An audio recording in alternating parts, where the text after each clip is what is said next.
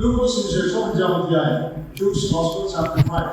അതിന്റെ 1 മുതൽ 11 വരെയുള്ള വാക്യങ്ങൾ, verses 1 to 11. അവിടുത്തെ സംഭവം ഇതാണ്. കർത്താവ് കടൽക്കരയിൽ നിൽക്കുകയാണ്. പുരുഷാരം വചനം കേൾക്കാൻ കൂടി വന്നിരിക്കുകയാണ്. കർത്താവ് ശിമോന്റെ പടക് അല്പം നീക്കാനായിട്ട് ആവശ്യപ്പെട്ടു. ആ പടകിൽ കയറിയിരുന്ന് ജനത്തെ ഉപദേശിച്ചു. അത് കഴിഞ്ഞ് ശിമോൻ പത്രോസിനോട് പറഞ്ഞു, നീ ആഴത്തിലേക്ക് നീക്കി മീൻ പിടിക്കാനായിട്ട്. അവർ രാത്രി അധ്വാനിച്ച് ഒന്നും കിട്ടാതെ വല കഴുകിക്കൊണ്ടിരിക്കുമ്പോഴാണ് കർത്താവ് പറയുന്നത്. അങ്ങനെ കർത്താവ് പറഞ്ഞതുകൊണ്ട് ശിമോൻ പത്രോസ് വലയിറക്കി വളരെ മീൻ കിട്ടി.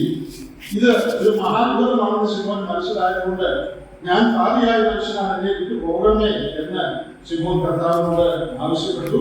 എന്നാൽ കർത്താവ്, നിങ്ങൾ എന്റെ പിന്നാലെ വരണം, നിങ്ങളെ മനുഷ്യരെ പിടിക്കുന്നവരാക്കുമെന്ന് പറയുകയും അവർ പടകുകളെ വിട്ട് കർത്താവിനെ അനുഗമിക്കുകയും ചെയ്തു. അതാണ് ഈ ഭാഗത്ത് പറയുന്ന കാര്യമാണ്.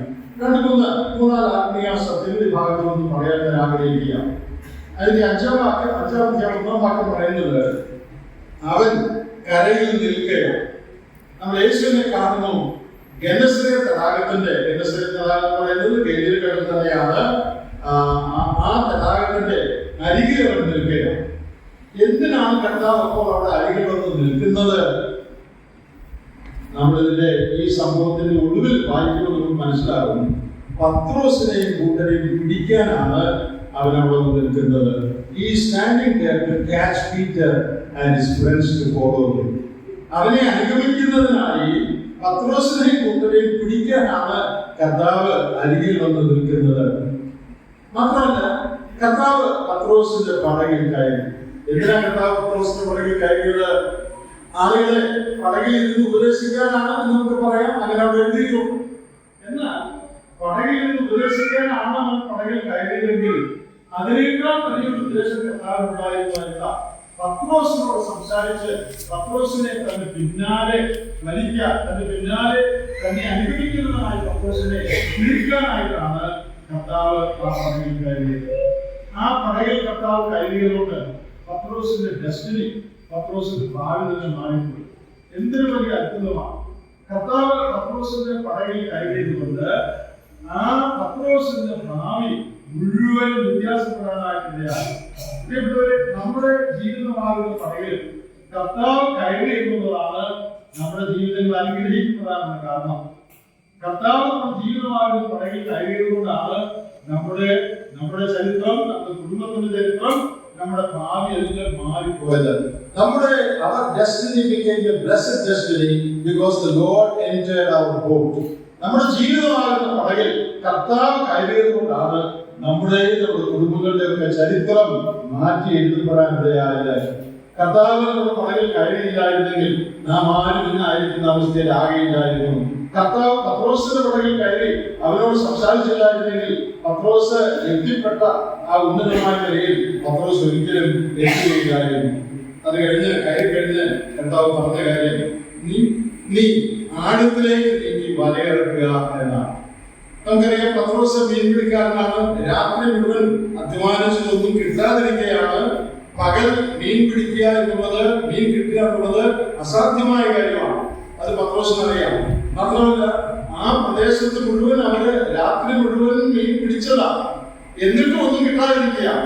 അപ്പോഴാണ് തച്ചനായ കാർപ്പന്ററായ കർത്താവ് ഫിഷർമാനായ പത്രോസിനോട് പറയുന്നത്, ഇന്നടത്ത് മീനിടാനായി. ആക്ച്വലി കർത്താവ് പറഞ്ഞ ആ കാര്യം ഇറ്റ് ഡസന്റ് മേക്ക് സെൻസ്. അത് ബുദ്ധിപൂർവമായ ഒരു ആലോചനയല്ല. രാത്രിയാണ് മീൻ പിടിക്കേണ്ടത്, ഇത് പകലിടാനാണ് പറയുന്നത്. പിന്നെ ആ പ്രദേശത്ത് അവർ ഓൾറെഡി മീൻ ശ്രമിച്ചതാണ്. കിട്ടാതിരുന്ന അവിടെയാണ് വീണ്ടും ശ്രമിക്കാൻ കർത്താവ് പറയുന്നത്.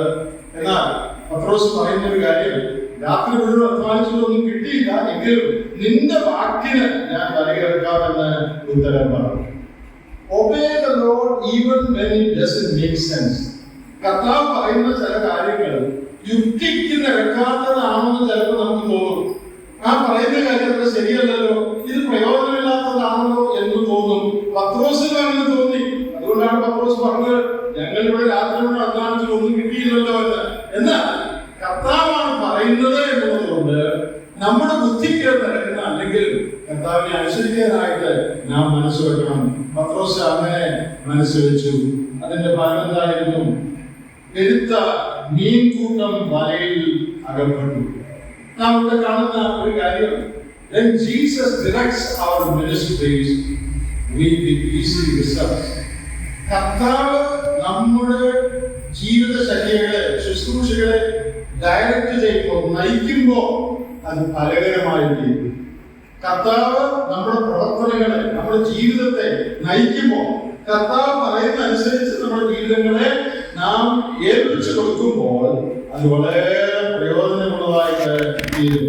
അതിന്റെ താഴെ ഇതൊരു വലിയ അത്ഭുതമാണെന്ന് പത്രോസിന് മനസ്സിലായി. കാരണം മാനുഷികമായ ഒരു മീനും ആ സമയത്ത് കിട്ടാൻ സാധ്യതയില്ല. അതുകൊണ്ടാണ് പത്രോസ് പരിഭ്രമിച്ച് പറയുന്നത്, ഞാൻ പാപിയായ മനുഷ്യനാകൊണ്ട് എന്നെ വിട്ടു പോകണമേ. ഇത് സാധാരണക്കാരനല്ല, കർത്താവ് സാധാരണക്കാരനല്ല, അത്ഭുതമാണ് പ്രവർത്തിച്ചു എന്നുള്ള ബോധ്യത്തിൽ പത്രോസ് പരിഭ്രമിച്ച് യേശുവിന്റെ കാലത്തിൽ വിടുകയാണ്.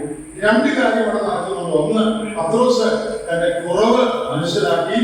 രണ്ട്, കർത്താവിന്റെ യോഗ്യത, അവന്റെ കഴിവ് അവൻ മനസ്സിലാക്കി. Peter realized his unworthiness and Peter understood the worthiness of the Lord. അവന്റെ കുറവ് മനസ്സിലായി, കർത്താവിന്റെ മഹത്വവും അവന് മനസ്സിലായി. അതുകൊണ്ട് അവൻ കർത്താവിനോട് പറയാണ്, പാപിയായ എന്നെ വിട്ടു പോകണമേ. ഇവിടെ നമ്മുടെ ജീവിതത്തിലെ കുറവുകൾ കർത്താവ് നമ്മെ ഉപയോഗിക്കുന്നതിൽ ഒരിക്കലും തടസ്സമല്ല. കർത്താവ് വിട്ടു പോയില്ല. നമ്മളവിടെ വായിക്കുന്നത് എന്താണ്? എന്നെ വിട്ടു പോകണമെന്ന് പറഞ്ഞ ഉടനെ കർത്താവ് വിട്ടു പോവുകയായിരുന്നു? അല്ല. കർത്താവ് അവരോട് പറയാണ്, ഞാൻ നിന്നെ മനുഷ്യരെ പിടിക്കുന്നവരാണ്. ഇവിടെ കർത്താവ് പറയുന്ന ഒരു കാര്യം, എന്നെ വിട്ടു പോകണമെന്നാണ് നീ പറയുന്നത്. ഞാൻ പോകും, പക്ഷേ ഞാൻ പോകുമ്പോ നിന്നെയും കൊണ്ടേ പോകുള്ളൂ. നിന്നെ വിട്ടു പോകണമെന്നാണ് നീ എന്നോട് പറഞ്ഞത്. നീ പറഞ്ഞനുസരിച്ച് ഞാൻ പോകും, പക്ഷേ ഞാൻ പോകുമ്പോ നിന്നെയും കൊണ്ടേ പോകും. നിന്നെയും കൊണ്ട് പോകാനാണ് ഞാൻ ഈ കടക്കരയിൽ വന്ന് നിന്നത്. നിന്നെയും കൊണ്ട് പോകാനാണ് നിന്റെ പടകിൽ ഞാൻ കയറിയത്. നിന്നെയും കൊണ്ട് പോകാനാണ് ഞാൻ നിന്നോട് സംസാരിച്ചത്. നിന്നെയും കൊണ്ട് പോകാനാണ് ഈ അത്ഭുതം ഞാൻ പ്രവർത്തിച്ചത്. ഞാൻ പോകും, പക്ഷേ നിന്നെയും കൊണ്ടേ ഞാൻ പോകും. എത്ര അനുഗ്രഹിക്കപ്പെട്ട ഒരു ചിന്തയാണ്. നമ്മുടെ പടകിൽ കർത്താവ് കയറിയിരിക്കുകയാണ്. നമ്മുടെ ജീവിതത്തിൽ അനേക അത്ഭുതങ്ങൾ അനുദിനം അവൻ ചെയ്തുകൊണ്ടിരിക്കുകയാണ്. അവൻ പുരുഷാർത്ഥത്തോട് സംസാരിച്ചെന്ന് മാത്രമല്ല, പത്രോസിനോട് സംസാരിച്ചു. അതുപോലെ കർത്താവ് നമ്മോടും സംസാരിച്ചുകൊണ്ടിരിക്കുകയാണ്. നമ്മുടെ ജീവിതത്തിൽ അനേക കുറവുകളെ കുറിച്ച് നമ്മൾ ബോധവാന്മാരാണ്. എന്നാൽ ആ കുറവുകൾ ദൈവസന്നിധിയിൽ സമ്മതിക്കുവാനും കർത്താവിന്റെ മഹത്വത്തിന്റെ മുൻപിൽ നമ്മുടെ തല കുനിക്കുവാനും നാം തയ്യാറായ അവൻ നമ്മെ തന്റെ കൂടെ കൊണ്ടുപോകും. തന്റെ ശുശ്രൂഷയ്ക്ക്, തന്റെ കാര്യത്തിന് നമ്മുടെ ജീവിതത്തെ അവൻ ഉപയോഗിക്കും. എല്ലാവരും പൂർണ്ണസമയക്കാരാകണമെന്നില്ല. എന്നാൽ ദൈവത്തിന്റെ ഉദ്ദേശങ്ങൾ നിവർത്തിക്കുന്നവരായി നമുക്ക് ആയിത്തീരാനായിട്ട് സാധിക്കും. മത്തായി സുവിശേഷം 4-ാം അധ്യായത്തിലൊക്കെ നീ മനുഷ്യരെ പിടിക്കുന്നവരാകും എന്നാണ് ഇവിടെ പറയുന്നത്. മറ്റു ഭാഗങ്ങളിൽ മനുഷ്യരെ ഞാൻ I will make you fishers of men എന്നാണ്. മനുഷ്യരെ പിടിക്കുന്നവരാക്കുമെന്നാണ്. നമുക്ക് സ്വന്തമായിട്ടൊന്നും ആകാനൊക്കെയില്ല. എന്നാൽ കർത്താവിന് നാം കീഴ്പ്പെടണമെങ്കിൽ അവൻ നമ്മെ ആക്കി തീർക്കും. നമ്മുടെ എല്ലാ ജീവിതങ്ങളെ തന്റെ കൂടെ കൂട്ടി തന്റെ പിന്നാലെ നാം പോകണമെന്നാണ് അവന്റെ ആഗ്രഹം. അതിനാണ് അവൻ നമ്മുടെ അടുത്ത് വന്നിരിക്കുന്നത്. അതിനാണ് അവൻ നമ്മുടെ പടകിൽ കയറിയിരിക്കുന്നത്. അതിനാണ് നമ്മുടെ ജീവിതത്തിൽ അവൻ അത്ഭുതം പ്രവർത്തിച്ചുകൊണ്ടിരിക്കുന്നത്. അതിനാണ് അവൻ നമ്മൾ സംസാരിക്കുന്നത്. നമ്മുടെ പ്രതികരണം എന്തായിരിക്കണം? നമ്മുടെ കുറവുകൾ ദൈവസന്നിധിയിൽ സംബന്ധിച്ച് അവന്റെ മഹത്വത്തിന് മുമ്പിൽ നാം തലകുനിക്കുകയും നിനക്ക് ഞാൻ കീഴ്പ്പെടുന്നു പറയുകയും ചെയ്യുമ്പോൾ അവൻ നമ്മെ താൻ ഉദ്ദേശിക്കുന്ന നിലയിലാക്കി തീർത്തും. He will make you into what he wants us to be. നാം എന്താകണമെന്ന് ആഗ്രഹിക്കുന്നു അത് അവൻ നമ്മെ ആക്കി തീർക്കും. നമുക്ക് നമ്മെ തന്നെ ആക്കാൻ ഒക്കെയില്ല. നാം മനസ്സുള്ളവരായ മതി, അവൻ ആക്കി തീർത്തുകൊള്ളും. അങ്ങനെ നമ്മുടെ ജീവിതം പത്രോസിന്റേതുപോലെ ഏറ്റവും ധന്യമായ ഒരു ജീവിതമായി തീരാനായിട്ട് ഇടയാകും. അതുകൊണ്ട് നമുക്ക് നമ്മെ തന്നെ കർത്താവിന്റെ കയ്യിൽ സമർപ്പിക്കാം. കർത്താവ് നമ്മെ സഹായിക്കും.